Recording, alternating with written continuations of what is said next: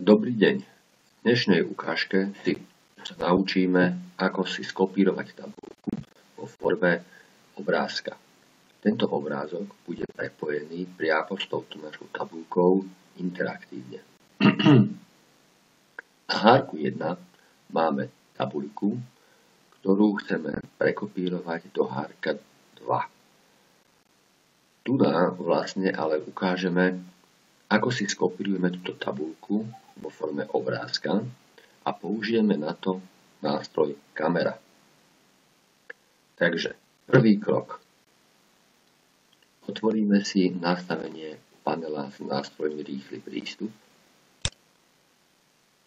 Vyberieme si ďalšie príkazy.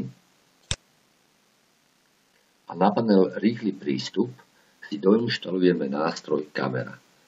Ten nájdeme tu v ľavej časti nastavenia panela, ale musíme hľadať nie medzi obľúbenými príkazmi, ale musíme si rozkliknúť ponuku a vybrať si všetky príkazy.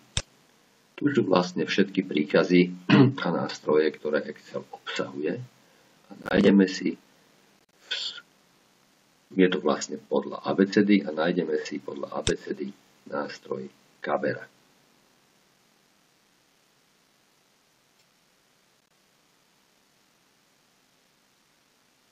Je to druhý nástroj pod K. Zaklikneme a pridáme na panel Rýchly prístup.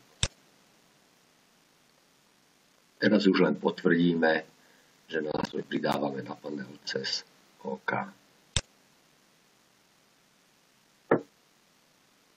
Ikonka kamery sa nám aktivovala na paneli Rýchly prístup. No a teraz vlastne môžeme pomocou tohto nástroja tabuľku skopírovať. Krok 1 je, že si vyberieme oblasť tabuľky, ktorú chceme kopírovať.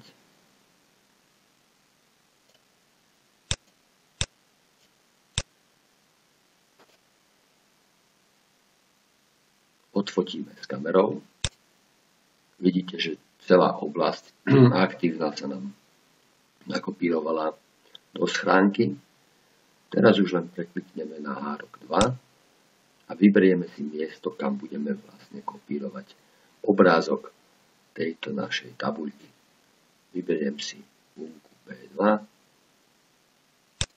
zakliknem a tabuľka je vlastne prekopírovaná. Ako sami vidíte, tento objekt už nie je tabuľka, ale je to vlastne obrázok.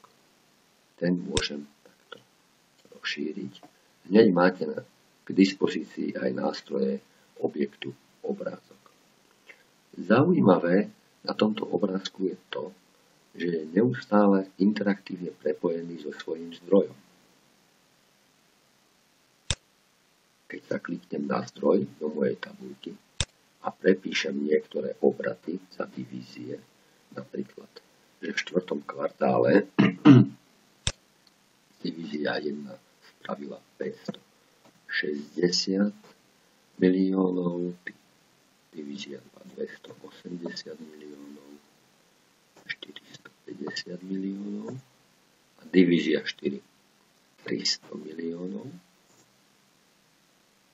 Tým pádom sa mi pomenia sumy za divízie aj za 4. kvartál. Tak na hárku 2 obrázok, ktorý vychádza z tohto stroja, je takisto aktualizovaný. Čiže je to vlastne obrázok s interaktívnym prepojením na svoj stroj. Toto treba zdôrazniť, že toto interaktívne prepojenie pracuje alebo funguje len v rámci tohto jedného zošita. Prirodzene takto vytvorený obrázok vy môžete skopírovať aj do iného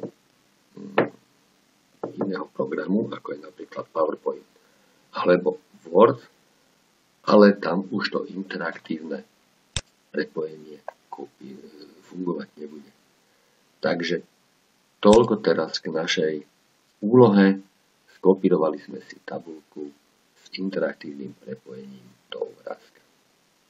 Ďakujem.